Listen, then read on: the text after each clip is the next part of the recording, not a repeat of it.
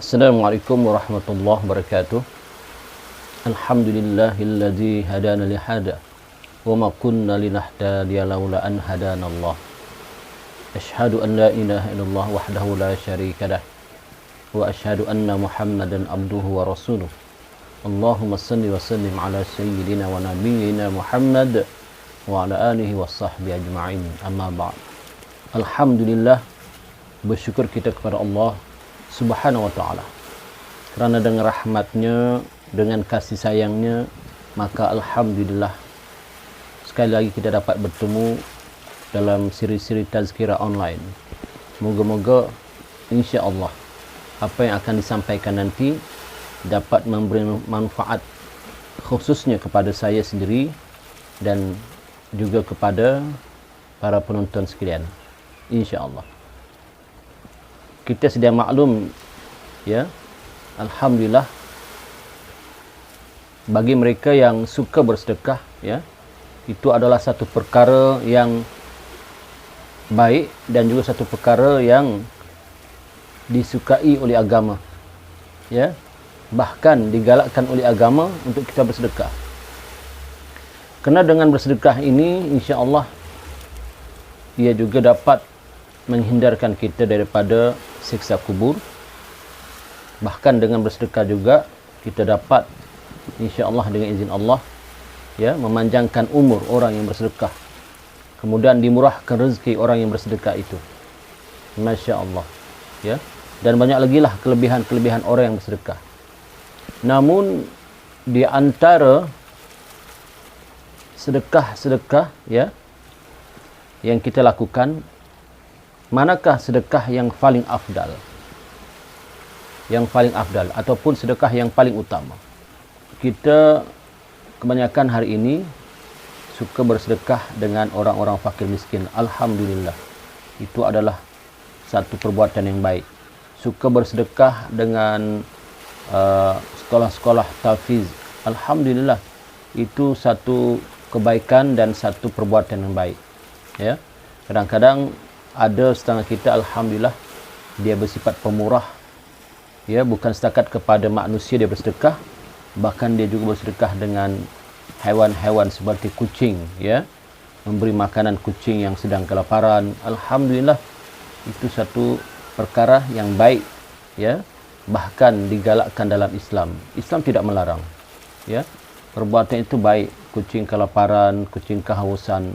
Bahkan ada hadis Nabi Muhammad SAW, bagaimana seorang pelacur, ya, yang ketika itu melihat seekor anjing kehausan, ya, ia melihat seekor anjing yang tengah kehausan, kemudian ia memberi minum.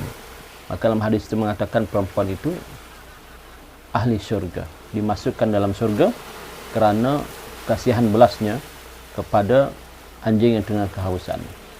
Namun begitu, apakah sedekah yang lebih utama dan lebih afdal? Maka kita bacakan satu hadis Nabi Muhammad SAW untuk kita mengetahui bahawa apakah sedekah yang lebih utama dan lebih afdal untuk kita lakukan, ya.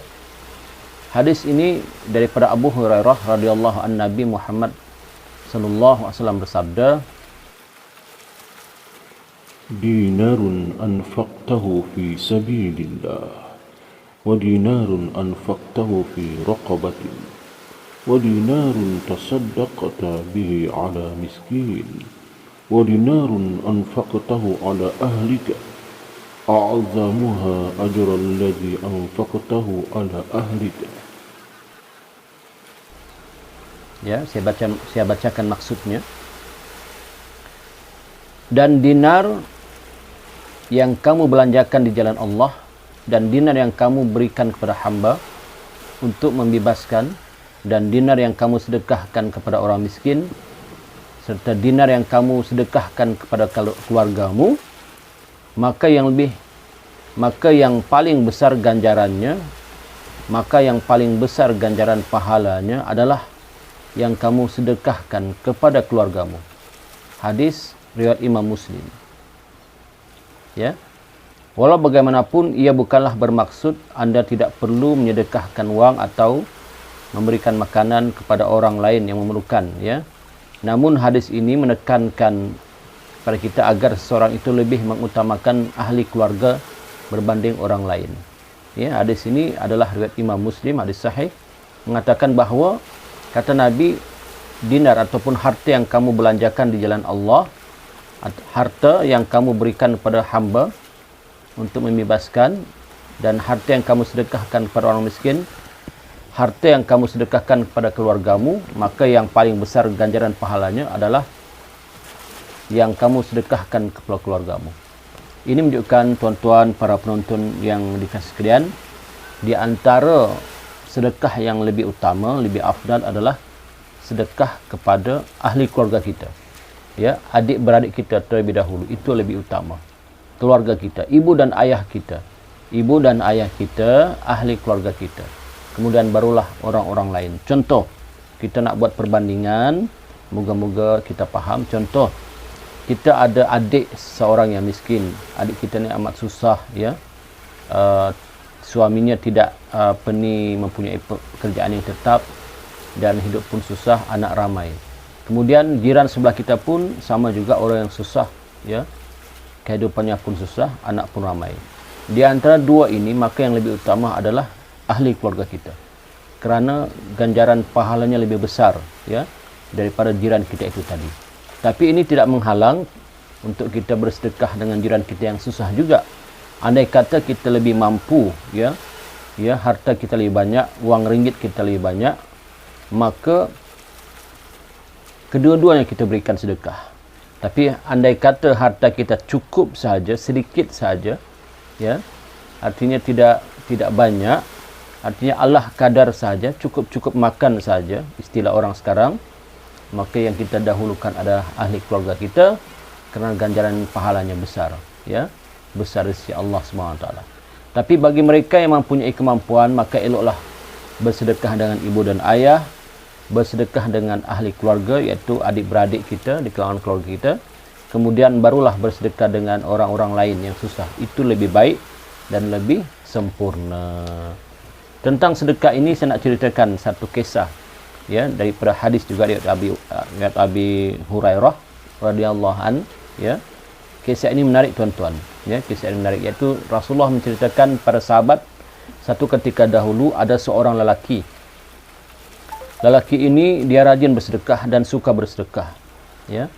Maka dia berdoa kepada Allah, ya Allah, tunjukkanlah kepadaku orang yang berhak aku sedekahkan. Maka pada malam itu dia pun keluarlah membawa hartanya, ya. Maka dia terjumpa dengan seorang laki-laki. Maka dia pun terus berilah hartanya itu pada orang laki-laki itu, ya. Tetapi pada esok harinya terdengar cerita, orang ramai mengatakan bahawa ada seorang pencuri telah menerima sedekah yang banyak, ya, telah menerima sedekah yang banyak dari seorang laki-laki. Maka laki-laki yang tadi bersedekah itu terkejut. Alamak, dia kata, salah sasaranku. Ya Allah, salah sasaranku. Sepatutnya aku bagi kepada orang yang berhak menerima sedekah, tetapi ini aku bagi kepada pencuri. Subhanallah, salah sasaranku, salah. Tapi dia tak putus asa. Maka dia pun berdoa lagi kepada Allah. Katanya, Allah, tunjukkanlah padaku orang yang betul-betul berhak menerima sedekahku ini.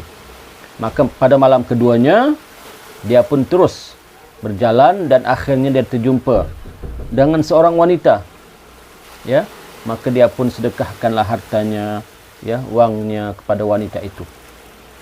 Tetapi pada keesokan paginya pula terdengar cerita lagi bahawa ada seorang perempuan pelacur, ya, yang telah menerima sedekah yang banyak dari seorang. Subhanallah. Maka cerita itu tersebar dan menjadi buah mulut orang ramai bahawa seorang pelacur telah menerima sedekah. Subhanallah. Jadi cerita ini terdengarlah pada laki-laki yang bersedekah ini. Pada pagi harinya dia pun terkejut. Ya Allah, silap lagi. Silap sasaran lagi. Ya. Silap sasaran lagi. Adakah sedekahku semalam terbagi dengan seorang pelacur? Maka dia pun berdoa lagi, ya Allah Tuhanku, kali ini berilah aku seseorang yang benar-benar berhak menerima sedekah, ya, benar-benar berhak menerima sedekahku ya Allah, berilah aku ya Allah, tunjukkanlah aku ya Allah. Maka pada malam yang ketiga, laki-laki ini pun berjalanlah dan terjumpalah pula seorang laki-laki, ya, seorang laki-laki. Maka dia pun tanpa berlengah terus memberi sedekah pada seorang laki-laki tersebut. Pada keesokan harinya, terdengar cerita pula bahawa dia telah bersedekah dengan seorang laki-laki kaya. Subhanallah, laki-laki kaya tuan-tuan. Sepatutnya pada logik akal laki-laki kaya tak elok kita beri sedekah. Subhanallah. Maka dia pun terasa, dah 3 kali sedekahku tapi tak tepat. 3 kali aku bersedekah tak tepat dan tak menemui sasarannya. Subhanallah. Akhirnya malam yang keempat dia tidak keluar untuk bersedekah, dia telah letih dan lelah. Maka dia pun berehat dan tertidur. Maka pada malam keempat itu dia bermimpi, ya. Dan bermimpi datanglah seorang malaikat. Dia datanglah malaikat bertemu dengannya. Dia kata, wahai pemuda, sesungguhnya sedekah kamu kepada seorang laki-laki pencuri itu telah Allah terima. Telah Allah terima. Subhanallah. Kerana berkat sedekah kamu, laki-laki yang berniat untuk mencuri itu tidak jadi mencuri kerana mendapat sedekah kamu. Maka sedekah kamu diterima. Adapun malam yang kedua itu, sedekah kamu juga diterima. Kerana berkat kamu bersedekah, perempuan pelacur itu tidak jadi menjual maruahnya, menjual dirinya, kerana telah mendapat sedekah dari kamu. Maka sedekah kamu itu diterima. Dan pada malam ketiga juga, sedekah kamu pun diterima. Kerana orang kaya yang kamu bagi sedekah itu, akhirnya insaf dan bertobat. Kerana orang kaya itu adalah orang yang kikir, yang kedekut, tidak mahu bersedekah. Tapi bila kamu beri sedekah, maka dia dapat hidayah, maka dia pun terasa ingin bersedekah. Alhamdulillah. Maka terjaga laki-laki ini dan terkejut. Rupa-rupanya ketiga-tiga sedekah yang dia bagi pada malam itu, pada 3 malam yang berturut-turut itu adalah, itulah orang yang benar-benar berhak menerima sedekah. Subhanallah. Itulah orang-orang yang benar-benar berhak menerima sedekah. Ya Allah, ya. Allah tunjukkan kepadanya. Ini sesuai dengan hadis Nabi Muhammad SAW. Kalau kita niat sungguh-sungguh kerana Allah, maka Allah akan tunjukkan, ya. Bergantung pada niat kita. Kalau niat kita ikhlas, ikhlas kita bersedekah, tak kira dengan siapalah, dengan pencuri ke, dengan penzina, dengan orang kaya ke. Kalau tak ikhlas, maka Allah akan terima. Innamal a'malu biniat. Setiap amalan itu pasti dengan niat yang ikhlas, dan Allah terima. InsyaAllah. Ya, jadi kalau kita bersedekah, tuan-tuan, puan-puan, para penonton yang dikasih sekalian, sedekahlah dengan ikhlas, tidak kira siapapun orang itu. Kalau kita ikhlas, mudah-mudahan itulah di antara orang-orang yang berhak menerima sedekah, ya. Kerana kemungkinan kita datang menjumpainya itu, maka Allah telah takdirkan kita berjumpa dengannya. Contoh kanak-kanak di tepi jalan minta sedekah, ya, minta sedekah pada kita, ya. Maka mungkin Allah telah pertemukan kita dengan orang yang berhak menerima sedekah. Karena kalau bukan kita, siapa lagi yang memberi sedekah kepada mereka? Kalau bukan kita yang datang, siapa lagi akan memberi sedekah kepada kanak-kanak itu? Subhanallah, ya. Wallahu alam. Jadi moga-moga tazkirah ringkas pada kali ini dapat memberi manfaat kepada saya dan juga kepada para penonton sekalian, ya. Kita ambillah yang bermanfaat, yang baik. Yang baik itu datang daripada Allah Subhanahu Wa Taala. Yang salah dan silap itu tentulah datang daripada kelemahan hawa nafsu sendiri. Ya, saya sudahi dengan wabihi wallahu alam. Assalamualaikum warahmatullahi wabarakatuh.